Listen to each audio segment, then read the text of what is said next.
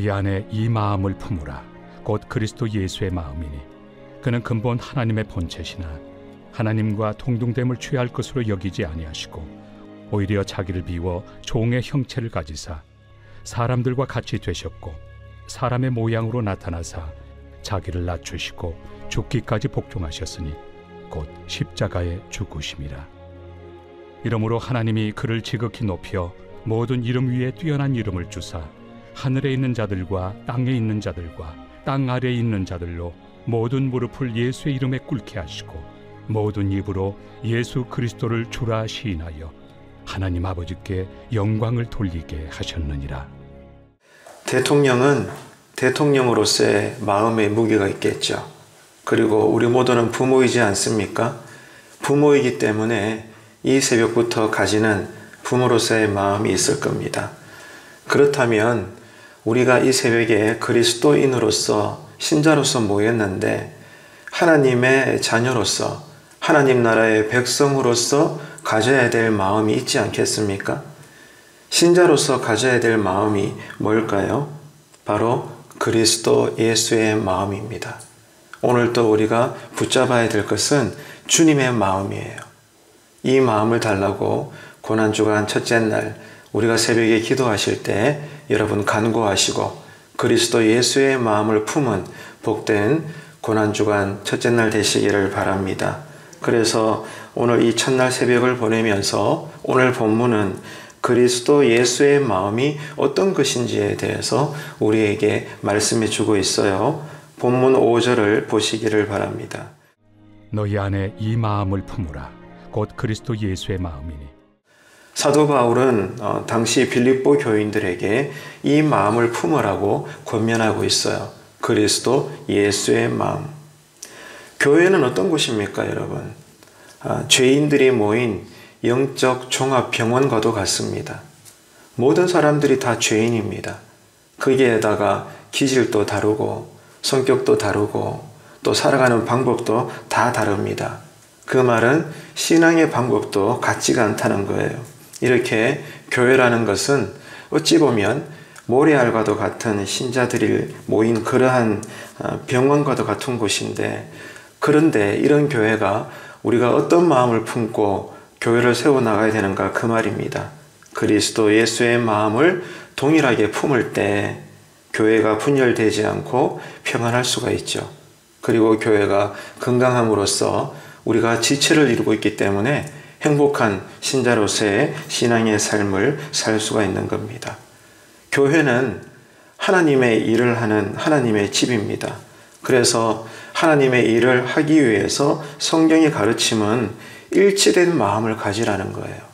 겸손하면서 나오는 일치된 마음을 가지고 교회를 이룰 때 하나님께서 원하시는 그 영광을 드러낼 수가 있다라고 성경은 말하고 있습니다. 그러면은 모래알과 같은 우리 성도들이 하나님 앞에서 죄인들이 기질도 다 다른데 이렇게 한 마음을 품고 겸손하게 교회를 이루어야 되는데 그 해결책이 뭐냐 이겁니다.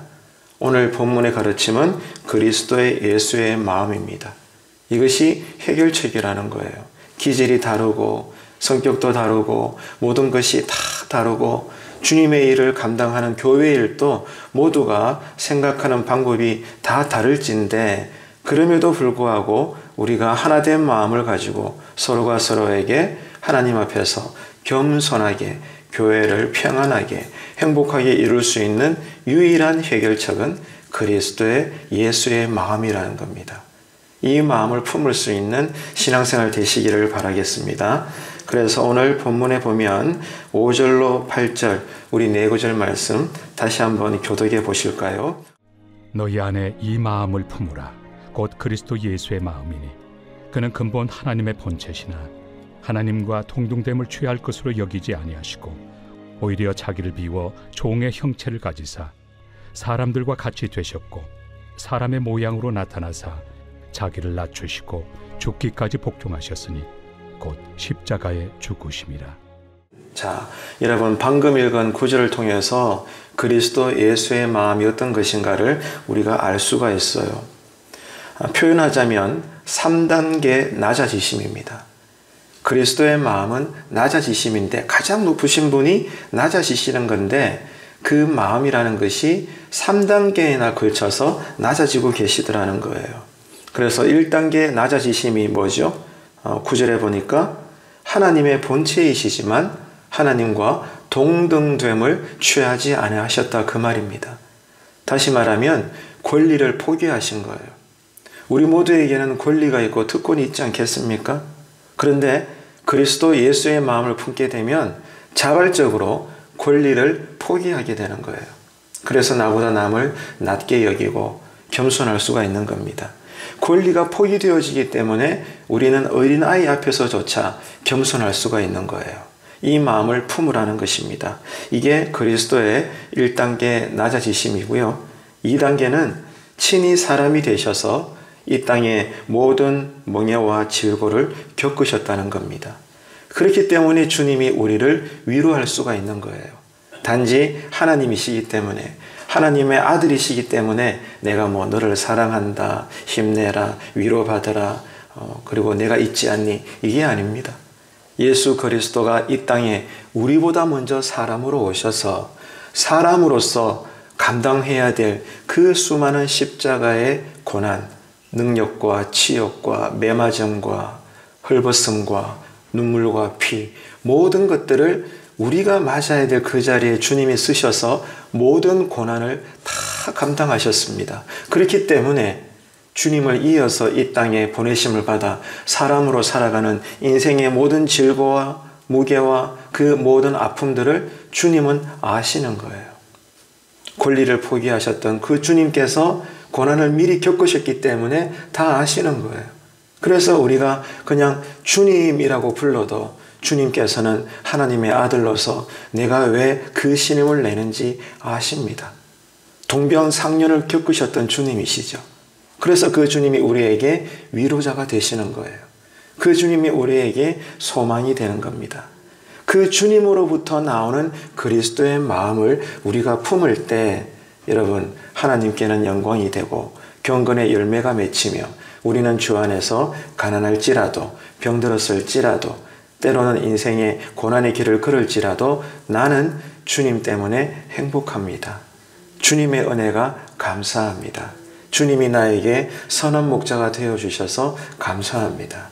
여러분 오늘 또 이 고백이 절로 나올 수 있는 하나님 나라가 되시기를 축복합니다. 세 번째 단계로서 그리스도의 낮아지심은 십자가에서 죽으시기까지 복종하셨다는 거예요. 그럼으로써 자신만이 감당할 수 있는 사명과 그 일들을 다 이루신 것입니다. 그러니까 예수 그리스도의 마음이라는 것은 낮아지시는 것은 맞는데 그 낮아지심이 어디까지냐 그 말이에요. 한없이 낮아지시더라.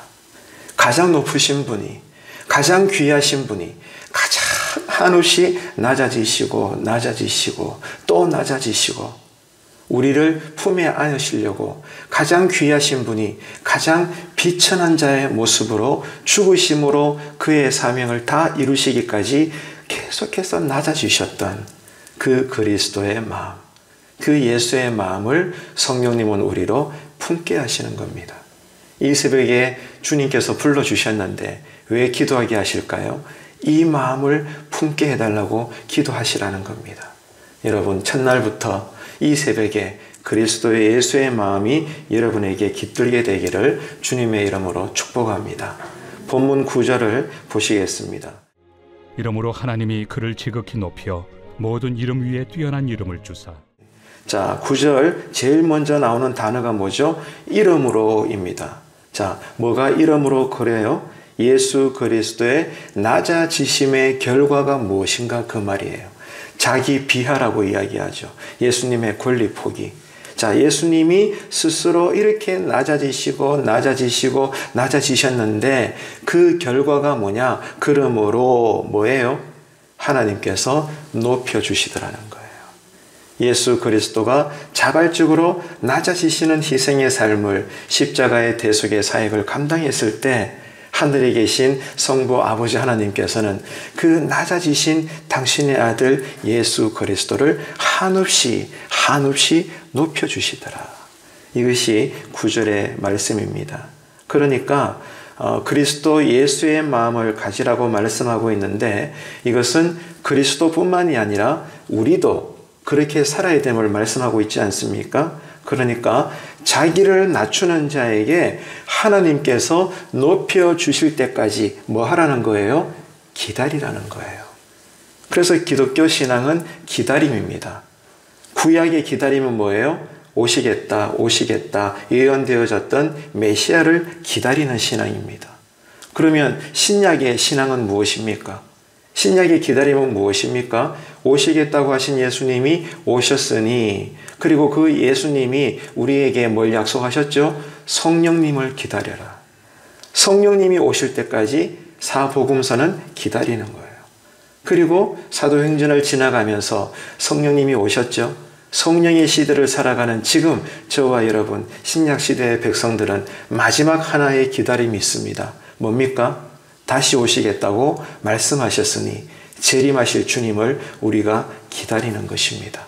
그래서 그 기다림 안에 실제적인 그리스도의 삶이라는 것은 어떤 것이냐? 그리스도처럼 우리가 가정에서든 교회에서든 뭐든지 간에 진리 안에서 나도 주님처럼 낮아지면 때를 따라 하나님께서 우리를 존귀한 자로 높여주신다는 거예요. 그것이 하나님께 기쁨이 되고 영광이라는 겁니다. 아버지가 되시는 하나님이 자녀된 우리를 높여주셔서 무엇보다 하나님이 영광 받으시기를 원하시는 그 때가 될 때까지 오늘 또 우리가 기다리며 기도하며 이 하루에 내가 해야 할 일에 최선을 다함으로 하나님의 은혜의 날개 안에 깃드시는 저와 여러분 되시기를 축복합니다. 그러니까 오늘 이 말씀의 원리에 보면 그리스도가 하나님의 아들이라고 하셔서 그리스도 스스로 낮아지셨지만 그분이 스스로 높아진 게 아니에요. 그리스도는 낮아지시고 누가 그리스도를 높이셨어요? 아버지 성부 하나님이 높여주셨다는 거예요. 엄밀히 말하면 그리스도께서 하신 일은 낮아지신 일이에요. 그리고 그리스도를 이 땅에 보내신 성부 아버지 하나님이 하시는 일은 뭐예요? 그분을 높이시는 겁니다. 그렇기 때문에 그리스도의 낮아지심은 귀한 것입니다. 하나님께서 높여주시니까.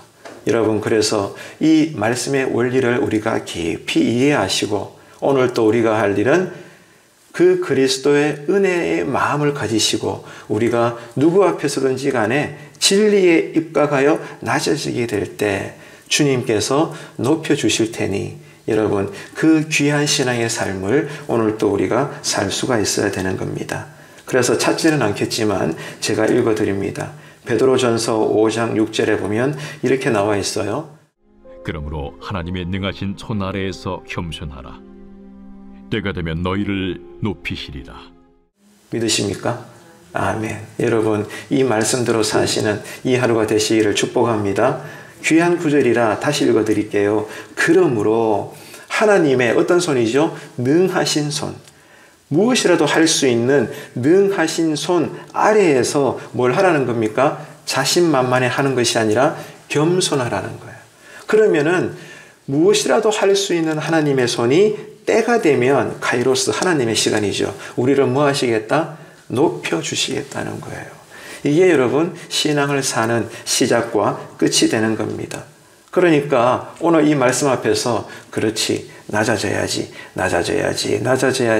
여러분 이게 아닙니다. 어떤 것을 바라고 낮아지시는 것이 아니라 오직 그리스도처럼 스스로 우리가 낮아지는 삶을 살 때 시시때때로 하나님이 우리를 존귀하게 드러낼 것이며 높여주실 거니까 여러분 그 낮아짐의 행복, 낮아짐으로써의 겸손에서 나오는 평안함 이것이 있으면 어찌 분쟁이 있겠습니까? 어찌 다툼이 있겠습니까? 어찌 여러분 갈라짐이 있겠습니까? 내 마음이 겸손한데 내 마음이 낮아져 있는데 어떤 말을 해도 모든 사람들이 이야기를 들어줄 수 있는 마음의 여유가 있는데 어떻게 교회를 하면서 으르렁거릴 수 있으며 마음이 서로 간에 불편할 수 있겠습니까? 그렇지 않습니까? 그래서 여러분 우리가 특별히 교회 안에서 주님의 일을 감당할 때 서로 의견이 맞지 않고 주장이 서로 날이 서 있어서 우리의 마음이 불편한 이유가 무엇입니까? 서로의 주장이 옳다 옳지 않다 이것이 아니라 따지고 보면 각자의 마음이 낮아지지 않아서 그런 거예요. 그래서 우리에게 필요한 것은, 우리를 살리는 그리스도의 평화는 무엇입니까? 자기 비하, 권리를 포기하면서까지 나를 낮출 때 하나님은 우리 사이에 평강을 주시고, 그러므로 때가 되면 우리를 높여 주심으로 우리를 사용하시는 주님의 전능하신 손, 여러분 그 손을 내가 잡기를 원한다고 이 새벽에 기도하시는 은혜가 있게 되기를 축복합니다. 그래서 여러분 오늘 말씀이 참으로 귀한 거죠. 사람은요 원래 마음이 악하지 않습니까? 마음이 여러분 원래 교만합니다. 그렇기 때문에 신자는 날마다 때를 얻을 때마다 예배에 집중하고 말씀을 배우고 말씀을 따라 기도함을 통해서 성령님의 다스림을 받으셔야 합니다. 성령님의 다스림을 받으셔야 누구든지 간에 예외 없이 자기 소견대로 행하지 않는 거예요. 주님께서도 이 땅에 계실 때 오직 성령님의 밀치심과 성령님의 이끄심을 따라서 십자가에서 죽으실 때까지 당신의 모든 사명을 올곧게 감당하셨거든요. 우리는요 성령의 사람들입니다. 그래서 바른 교회는 성령으로 불타는 교회예요. 그래서 이 새벽의 첫날에 우리가 기도할 때 무엇보다도 주님 나에게 기름 부음을 주옵소서, 성령으로 뜨거워지게 하소서. 여러분 그래서 성령님이 역사하시면 성령님은 예수의 영이시고 말씀의 영이시고 진리의 영이시고 성령님은 따뜻하신 분이기 때문에 그 마음이 우리에게 부어집니다. 그리스도 예수의 겸손한 마음이에요. 그 마음으로 가정을 사십시오. 맡은 교회 일에 충성을 하십시오. 그리고 불신자들 앞에서 그리스도인으로서의 윤리를 보이십시오. 그럴 때 때가 되면 저들의 마음이 흔들릴 것이고 내 입을 열어 예수를 믿으라 선포했을 때 그는 복음을 받아들이게 될 것입니다. 이 삶을 여러분 꿈꿔보십시오. 이러한 삶을 위해서 이 아침에 기도하시는 고난주간 새벽 예배 첫날의 은혜가 있게 되기를 간절히 바랍니다. 본문 10절 보시겠습니까? 하늘에 있는 자들과 땅에 있는 자들과 땅 아래에 있는 자들로 모든 무릎을 예수의 이름에 꿇게 하시고. 자, 이 구절은 하나님께서 예수 그리스도를 지극히 높여서 모든 이름 위에 뛰어난 이름이 되게 하셨는데 그 목적이 무엇이냐 그 말이에요. 첫 번째 목적은 뭐죠? 모든 피조물들이 예수님에게 복종하기 위함입니다. 예수 그리스도에게 복종하기 위해서 하늘에 계신 아버지께서 당신의 아들 예수님을 모든 이름 위에 뛰어난 이름이 되게 하신 겁니다. 그 말은 우리에게 진정한 경배의 대상이 누구냐 그 말이에요. 예수님입니다. 교회의 머리 되시는 주님입니다. 그 주님만이 오직 우리에게 경배와 예배의 대상이 되는 것입니다. 여러분 그렇기 때문에 이 말씀 앞에서 우리는 아멘 하셔야 되는 거예요. 왜냐하면 우리의 삶의 민낯은 무엇입니까? 우리가 진심일지라도 입으로는 주님만이 내 삶의 구원자이십니다. 내가 주님만을 경배합니다. 그렇게 예배는 정말 우리가 드리겠지만 그러나 실제 살아가는 삶의 바운더리에서 우리가 무엇을 의지하느냐 그 말이에요. 예배라고 하는 행위를 통해서는 진심이겠죠. 모두가 다. 정말 주님만이 나의 삶의 경배의 대상입니다. 주님이 전부입니다. 라고 우리는 고백할지라도 실제 살아가는 모든 생활의 모습 속에 우리가 의지하는 것은 주님뿐만이 아니더라는 거예요. 성경은 뭘 이야기하고 있죠? 재물입니다. 돈에 대한 욕심입니다. 돈으로 인한 염려입니다. 무엇을 먹고 입고 자고 할까? 생활의 염려로 우리는 생활, 이 세상의 권세를 함께 두려워하며 섬겨버리는 하나님 보시기에 두 마음을 품고 살아가는 우리의 이 불신앙을 주님께서는 슬퍼하신다는 거예요. 우리의 입술로는 주님만이 나의 경배의 대상입니다 고백할지라도 우리의 실생활은 주님뿐만이 아니라 세상도 함께 두려워하며 섬기는 그러한 두 마음이 우리에게 있으니 이 첫날부터 우리는 회개의 은혜가 우리를 다스려야 합니다. 환경을 두려워하고 사람의 눈치를 보고 재물 때문에 울고 웃고 그리스도인들조차 우리가 그렇게 살고 있지 않습니까? 그래서 주님께서는 이 마음이 해결되기를 원하시는 겁니다. 교회 안에서도 마찬가지죠.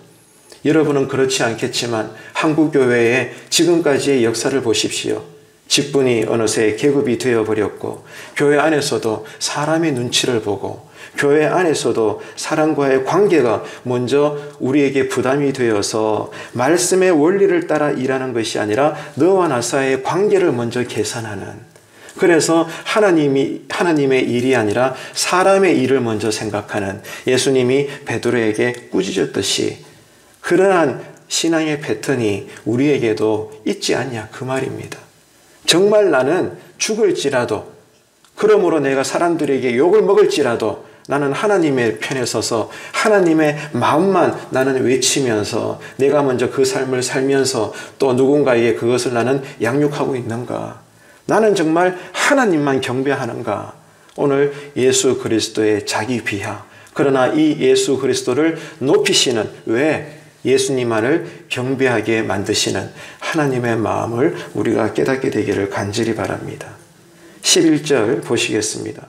모든 입으로 예수 그리스도를 주라 시인하여 하나님 아버지께 영광을 돌리게 하셨느니라. 예수 그리스도의 높아지심, 승귀라고 말하는데요. 하나님이 낮아지신 예수 그리스도를 높여주신 두 번째 이유가 무엇인가 하면 모든 피조물들이 예수님을 주님이라고 시인하게 하시기 위하여 높이신다는 거예요.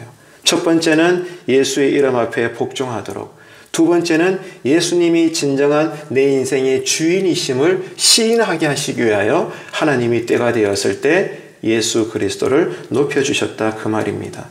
예수님이 우리에게 구주가 되신다는 것은 우리를 통치하신다는 거예요. 여러분의 생각과 습관과 삶의 모든 행동들에 대해서 여러분 소견대로 일하는 것이 아니라 주님의 다스림이 있더라, 그 말입니다. 이게 그리스도인이에요. 지금 여러분의 생각은 무엇으로 차 있습니까? 여러분의 하루를 누가 이끌어 가십니까? 주님의 다스림 속에 있게 되기를 축복합니다. 예수 그리스도는 만물의 통치자로서 오늘도 이 세상을 다스리고, 그 말은 여러분을 통치하신다, 그 말이에요. 이게 하나님의 나라죠. 이것을 우리가 바라볼 수 있는 믿음의 눈이 열려야 되는 겁니다. 다시 말해서 저와 여러분은 신자인데 오늘 또 우리가 만나게 되는 모든 상황들에 대해서 뭘 하라는 거예요? 주님의 섭리를 인정하라는 거예요. 내가 일이 잘 되든지, 노력했지만 결과가 시원찮든지, 갑자기 사고를 당했든지, 질병에 내가 빠져들게 되었든지, 어떤 희노애락이 있더라도 그게 뭐라는 거예요? 주님이 알고 계신다는 거예요. 주님이 알고 계신다는 것은 우리를 다스리신다는 거예요. 그래서 내가 이 하루 속에 울든지 웃든지 기쁘든지 슬프든지 행복하든지 괴롭든지 간에 뭘 인정해라? 여전히 주님은 나를 다스리고 계신다. 주님의 섭리를 인정하라는 것입니다. 내 뜻대로 되지 않는 상황에서도 이미 나의 삶이라는 것은 주님의 섭리 안에 있다. 내가 앉아도 일어서도, 내가 어떤 상황이 내가 당하게 될지라도 주님은 여전히 나에게 선하신 목자가 되신다. 이것이 주님을 구주로 인정하는 것입니다. 할렐루야. 여러분, 이 삶을 살 수 있도록 성령님이 우리에게 기름 부으실 때까지 기도하시며 은혜 받는 고난주간에 새벽의 시간 되시기를 바라겠습니다. 이런 걸 볼 때 오늘날 현대 그리스도인들의 회복해야 될 신앙이 무엇일까요? 정말 그런 것 같아요. 주님을 경외하는 것입니다. 가만히 묵상해 보면요, 저도 그렇고요, 여러분도 그러실 거예요. 우리가 예수를 믿는다 말하지만 정말 회복돼야 될 신앙이 무엇일까요? 주님을 경외하는 거예요. 여러분, 경외가 뭐예요? 주님을 사랑하기 때문에, 기뻐하기 때문에, 즐거워하기 때문에 자발적으로 내가 복종하는 거예요. 순종하는 것입니다. 복종한다, 순종한다는 것은 나보다 강한 자에게 억지로라도 굴복하는 거죠. 근데 주님을 경외한다는 것은 사랑하며 기뻐하기 때문에 주님의 말씀대로 내가 따르는 것입니다. 이게 경외입니다. 그래서 여러분, 우리에게 문제는 이 주님을 경외하지 않는 삶, 주님을 경홀히 여기는 것이 우리 안에 불신앙이라는 거예요. 왜 그럴까요? 하나님이 우리 눈에 보이지 않죠. 그리고 살아계신 하나님이 너무나 사랑이시기 때문에 한없이 나를 향하여 기다려주시고 참아주시고 주님께서 인내하시니까 어느 순간 우리는 어떻습니까? 하나님이 나를 안 보시는 것처럼, 어떤 상황에서는 하나님이 없다고 여길 것처럼 불신자와 똑같이 우리는 버젓이 죄를 지으면서 마음의 믿음의 양심의 소리도 듣지 않으면서 살아가는, 그러면서도 주일이 되면 모여서 거룩거룩 예배 드리고 말이죠. 여러분, 그렇지 않나요? 오늘 말씀이 우리에게 큰 찔림이 되는 것입니다. 하나님이 없는 것처럼 우리들조차 생각하고 행동할 때가 얼마나 많습니까? 대표적으로 신앙의 게으름입니다. 여러분, 여기에 민감하십시오. 우리가 태어놓고 주님을 부정하거나 우상을 섬기거나 그러지는 않을 겁니다. 그러나 하나님의 눈으로 볼 때 그거와 진배나 다를 바가 없이 우리가 하나님께 죄악을 품는 것이 뭐예요? 믿는 자로서의 영적인 게으름입니다. 여러분에게 그러한 부분은 무엇입니까? 어떤 분은 말씀에 게으를 수 있고, 어떤 분은 기도에 게으를 수 있고, 어떤 분은 성도와의 사랑의 교제가 안 좋을 수도 있고, 다 다양할 것입니다. 우리에게 약점이 다 있잖아요. 여러분에게 믿음의 양심의 소리를 들어보십시오. 영적인 신앙의 게으름은 무엇입니까? 이것을 놓고 고민하고 고난주간 첫날 새벽부터 여러분 아파하며 애통하며 기도할 때 주님께서 우리를 만져주심으로 위로하시는 은혜가 있게 되기를 축복합니다. 이 회개의 은혜가 우리를 살리시는 거죠. 말씀을 정리하겠습니다. 오늘 말씀이 우리에게 주시는 교훈들이 뭘까요? 바로 이거예요. 예수 그리스도의 낮아지심과 하나님께서 주님을 높여주시더라. 주님처럼 오늘 또 우리가 할 일은 다른 거 아닙니다. 예수 이름으로 낮아지십시오. 더 낮아지십시오. 그러면은 주님께서 우리를 때가 되면 존귀한 자로 세워주시고 높여주실 줄로 믿습니다. 우리가 혹 그걸 바라보고 낮아지는 것이 아니라 원래 본 마음이 은혜를 받아서 성령님의 이끄심에 의해 낮아지는 겸손한 자의 삶을 살 때 그 열매는 주님께서 풍성하게 맺혀주시더라, 그 말입니다. 그러한 이 하루의 삶이 되시기를 바라고, 이 삶을 살 수 있도록 오늘 또 우리가 기억해야 될 것은 그리스도 예수의 마음이라는 것입니다. 우리가 할 일은 낮아지는 것뿐이요, 높여주시는 것은 주님이시다. 여러분, 이 사실을 꼭 기억하시고 고난주간 이 첫날 새벽 예배 때부터 낮아진 자로서의 한량없는 높으신 은혜에 우리가 압도당해서 이 하루를 앉아도 주님 감사합니다. 일어서도 주님 감사합니다. 주님은 나에게 선하신 목자가 되셔서 너무 좋습니다. 지금 내 마음이 천국입니다. 할렐루야. 여러분, 그 은혜가 여러분에게 충만하게 되기를 고난주간 첫날 새벽 예배에 주님의 이름으로 축원합니다.